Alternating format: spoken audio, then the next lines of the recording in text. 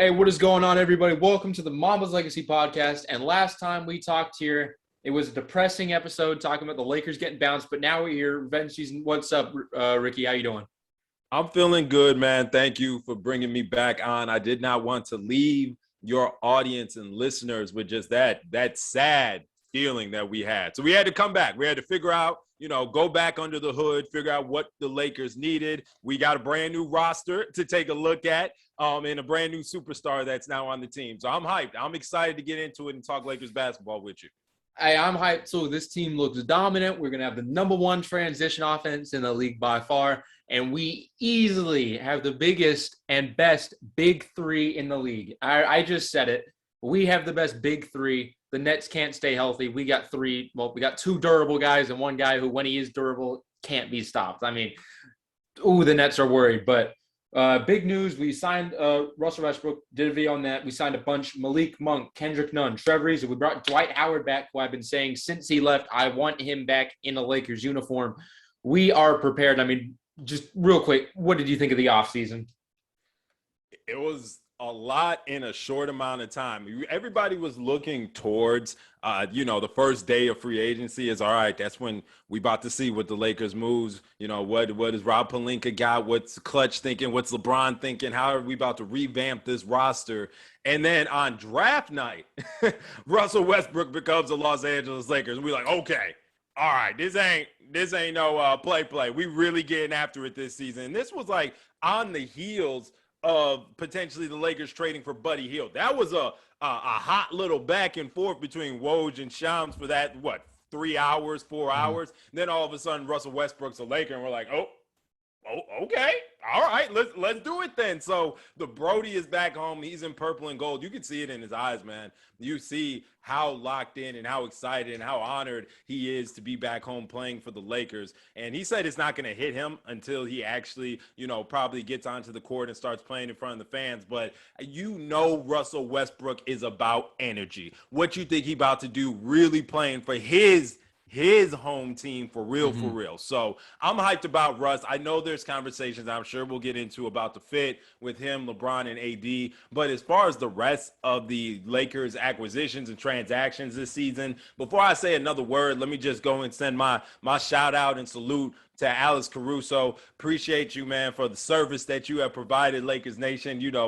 Born and raised in the purple and gold. Once we got you out of the G League, it was really an honor watching him grow and develop. And I will keep close tabs on him for being now a Chicago Bull, and I'm right here close to the city, so I'll make sure to keep my eye on Captain America and see if he can keep that momentum, that he built with Laker Nation. But aside from that, man, the Lakers, picking up Dwight Howard, like you said, is a fantastic little third act to this story. Hopefully, acts 2 and 3 both end in championships, right? But one of the acquisitions that I think is poetic, right? Let's just say it, is Carmelo Anthony finally in purple and gold. And I say finally because if you were a heavy Laker fan in 2013, around the time when like Kobe and the Lakers were kind of at that inflection point, he had signed that massive extension. It's like, all right,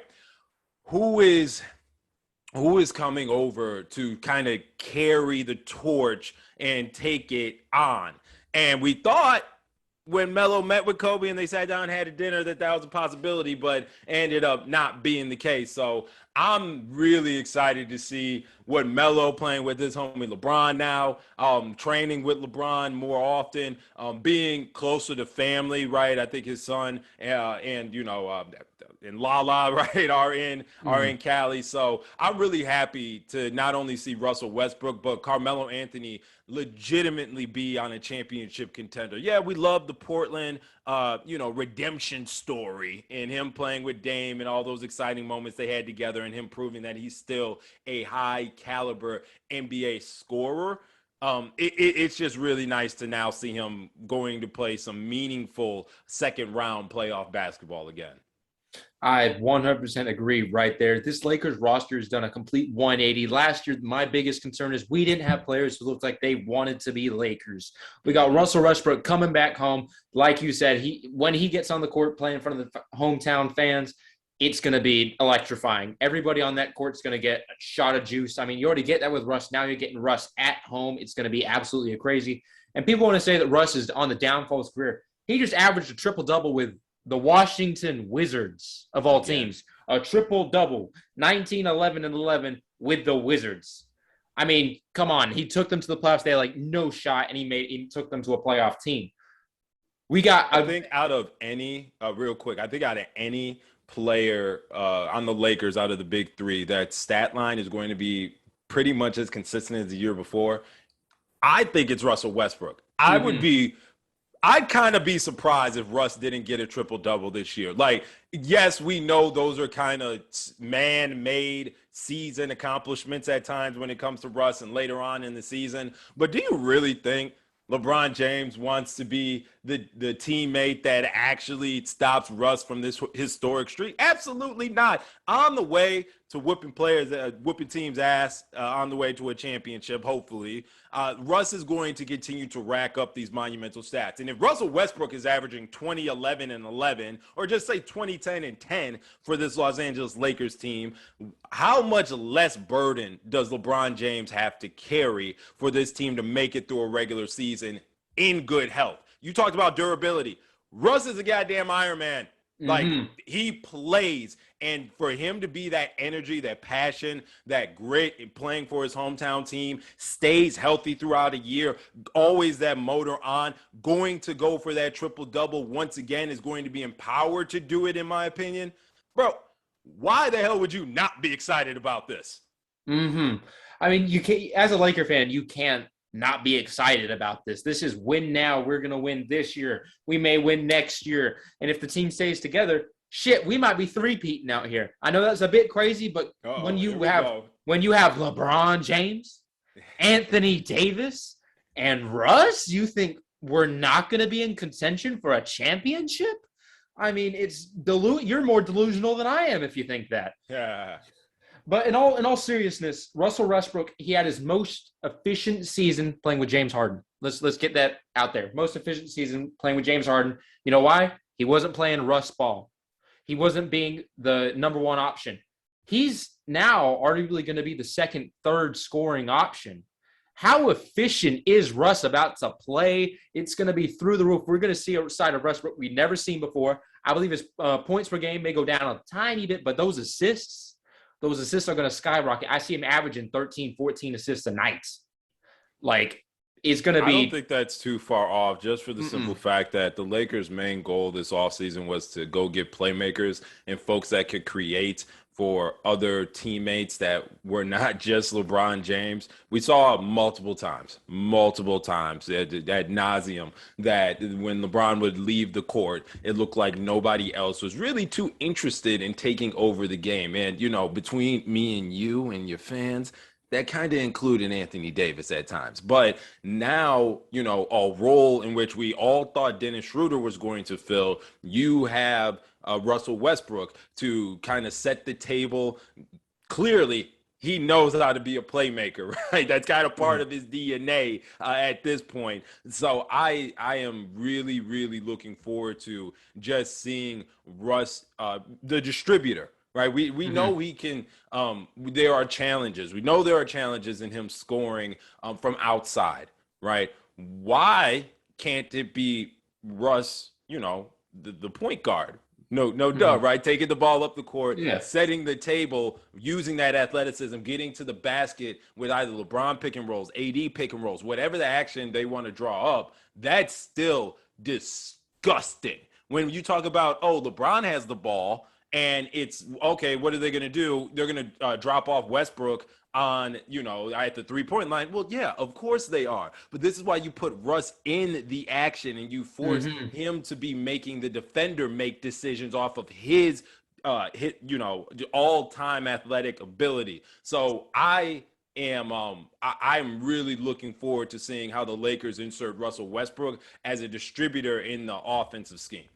Yeah, definitely. And if you see Russ cut into the basket, there better be two defenders going to meet him. And when he's doing that, who better lob to than Anthony motherfucking Davis? All Right. right. He made Gafford look like a demigod at points with a pick and roll. Imagine him with Anthony Davis. If he, and for God's sakes, even LeBron at times, you can run the pick and roll with LeBron. That's scary. Russ lobbing the ball to either AD or LeBron is one of the scariest things you can think of. And then you throw in Dwight, who's still a lob threat, and he can still catch the Very much passes and so. slam on anybody in the league. Defenders are going to be worried. And if that doesn't work, we signed some shooters. Carmelo Anthony is on the team. He can stand out there, shoot threes. We signed Malik Monk, who's a 40% three-point shooter. We got Trevor Ariza, 3-and-D. We finally have some guys that I'm comfortable shooting. Wayne Ellington, oh, you want to shoot? Go ahead, take the shot. We are comfortable where we are. That's facts. The blanket critique that all of the naysayers want to point at when talking about the Lakers offseason is the age. And okay, all right, that's fair. I think your points about Malik Monk, and I will throw in, Kendrick Nunn and the re-signed, slimmed down version, THT, that's a decent amount of youth that can help carry you throughout the season. Now, you want to talk about shooters. Malik Monk and Kendrick Nunn kind of check both boxes as, outside scoring threats while also being able to be playmakers, right? So I think that the Lakers built this roster with the intention of, all right, we know we are going to keep one lob threat on the court at all times in Anthony Davis or Dwight Howard, right? Whatever the Lakers and Marc Gasol figure out about their future, and I don't know if you saw the news today, that's now back up in the air if Marc Gasol is going to be back. We'll see, right? But if this tells me anything, is we're going to see a lot more Anthony Davis as a solo big man out on the court. Okay.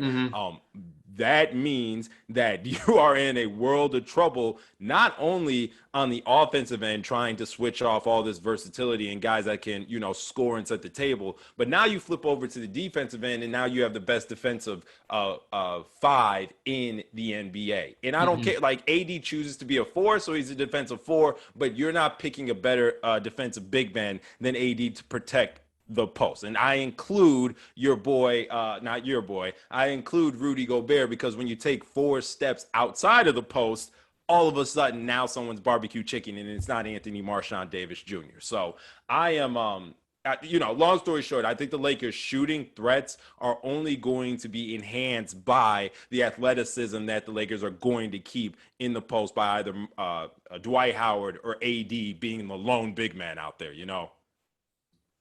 I mean, I 100% agree, but you really want to put AD in defensive player of the year, but then gets cooked by 40 every night on the same level?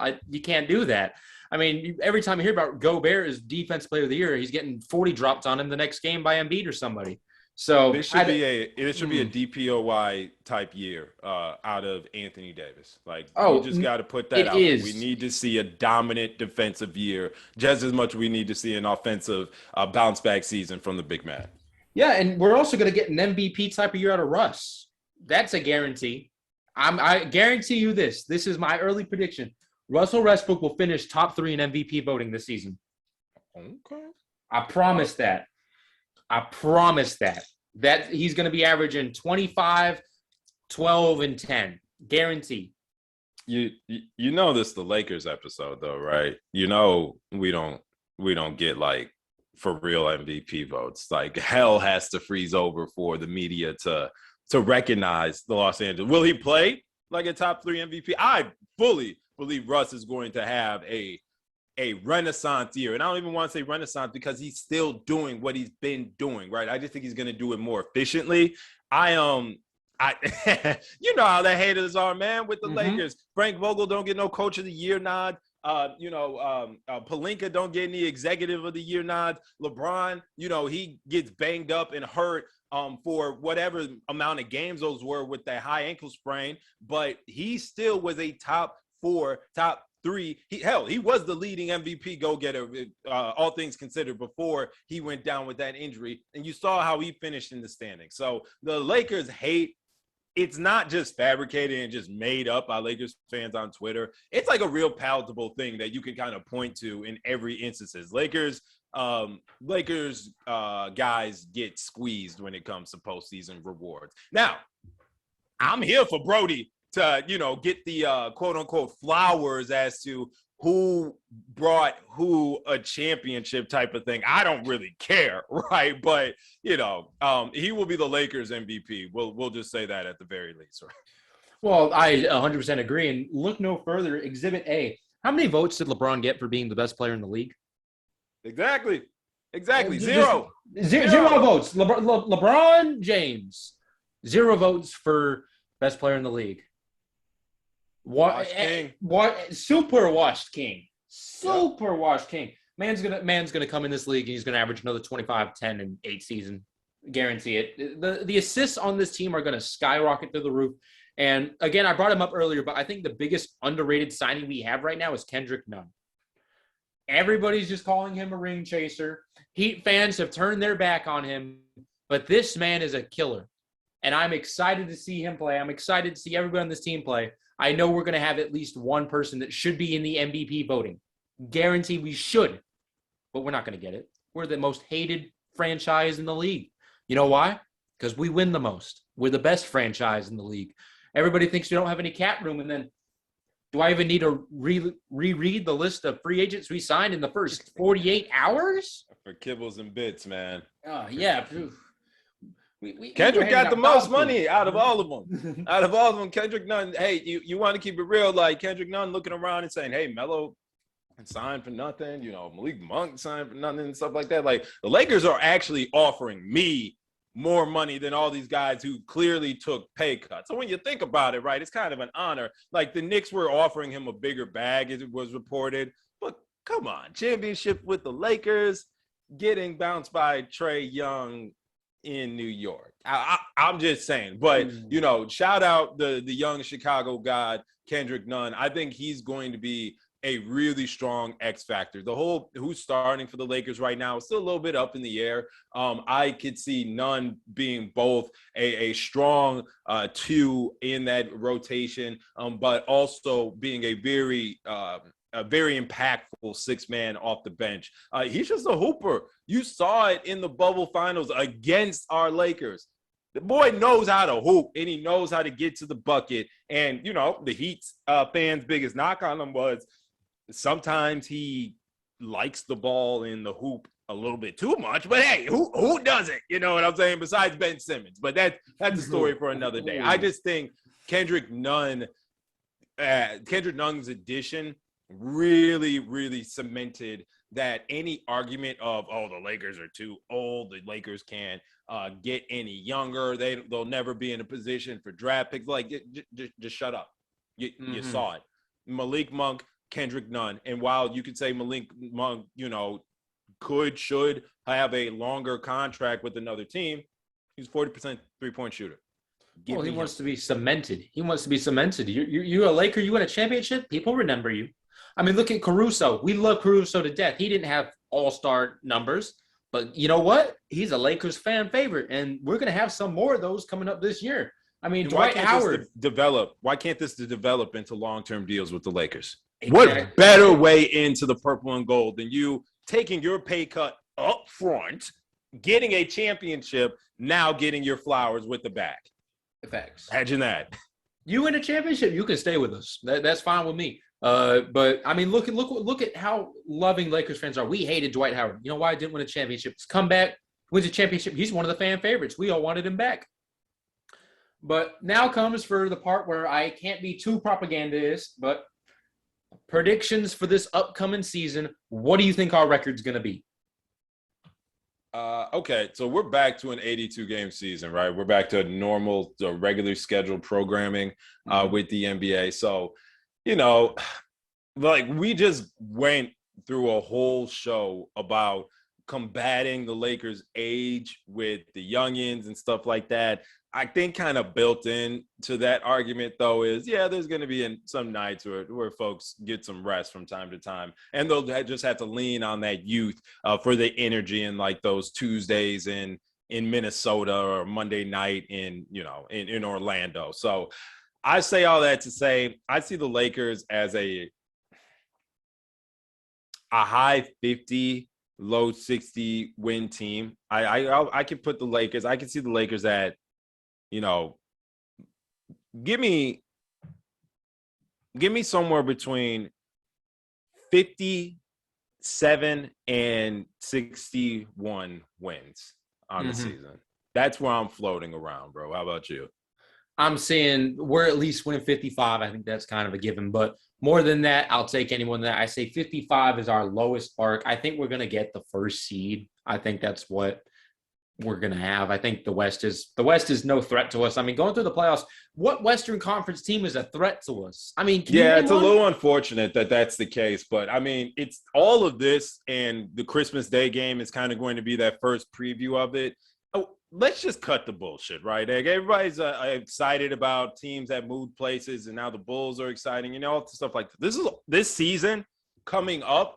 If it's not Nets, Lakers, KD, LeBron, Kyrie, Russ, like, bro, you're going to have a disappointing crescendo to an amazing season. And I say that to say, when we look at the Lakers season and their approach to it, they're not going to be focusing on, the regular season grind. They are going to be, are we ready to be facing the Nets and best prepared to combat those trio superstars with, Harden, KD, and Kyrie?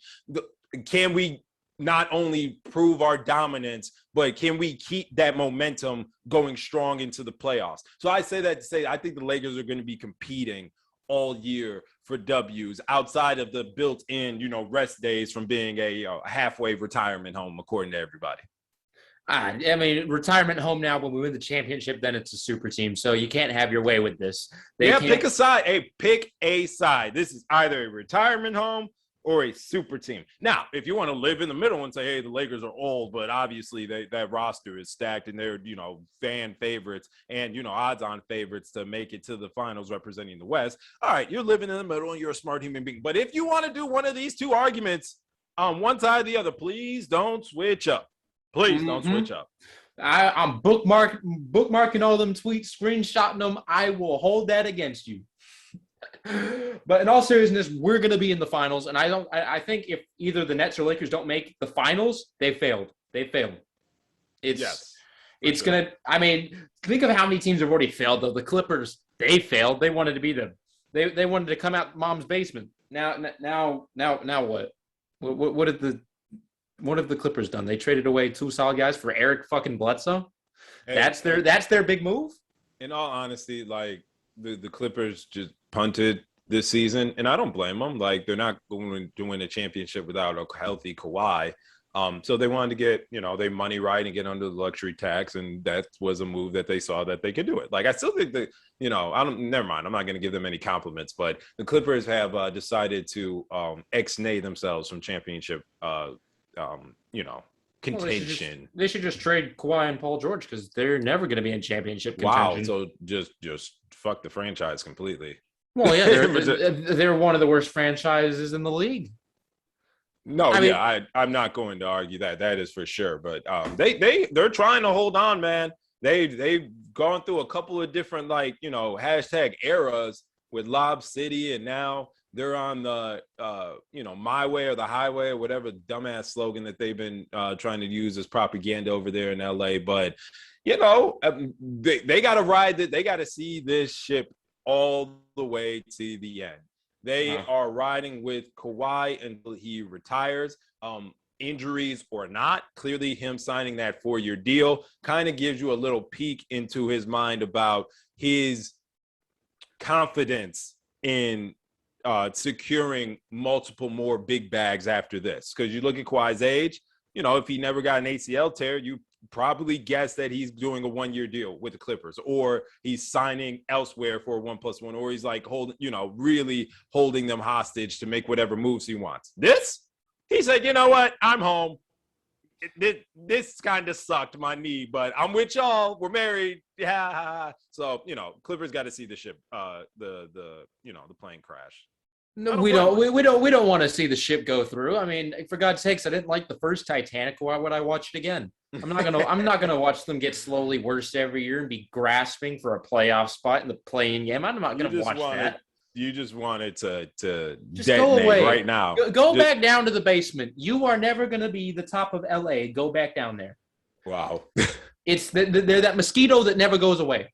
We were we weren't winning for a while. They had Lob City. They couldn't make it conference finals. They're the worst team in the franchise, let's be honest. They had Lob City. We weren't winning games, and they still couldn't be the face of LA. That shows you how embarrassing that team is. But I'll stop with the Clippers slander for now. I'll stop. I mean, it's funny because I'm doing the What's Next series. I ain't doing one on the Clippers. They ain't got no fans. But I was wondering if you were going to do one on the Clippers, but I think I got my answer after. Yeah, I mean, I would have 2 views, and that would be me and my producer making sure the video went up. That'd be it. I'm crying. That's hilarious. But in all seriousness, Lakers will be champions. I want to thank you for coming on the podcast. Any links, Late Night Lake Show, go tune in. I'll if you send me the links on Twitter, they will be in the description down below, everybody. And make sure you check out the new Mamba's Legacy jersey. We have just dropped, released, $40, free shipping. DM me. We'll get you set up, all sizes. And if you're interested in other jerseys, any team, customizable, any number, any name, let me know. $40, no shipping. Thank you, man. Any wrapping up words you want to say, man? No, I mean, that jersey deal sounded pretty good, but I appreciate you having me on the show, man. Just make sure that you're following the Late Night Lake Show podcast. Make sure you're following all the great shows under Creative Eye Studios. Head to creativeeyemultimedia.com/shows to catch up on all the great content, or just head over to YouTube and search Creative Eye Studios. We got all you taken care of on the hashtag good content. Well, hopefully we get more videos out together. Hopefully, maybe even I'll make an appearance on the Late Night Lake Show. I'm here. Hey, you got to show your face though, man. That's kind of no problem. No problem. I've done that a couple times. No problem. All right, I was just making sure. Some folks they just don't want to do camera on, but we trying. Don't worry. I'll get all the Lakers propaganda out. My man. All right, bet. In all seriousness, no, I do hope you come on soon. I appreciate hopefully maybe I'll be on yours. But again, huge shout out for you coming on, man. Thank you. Appreciate it.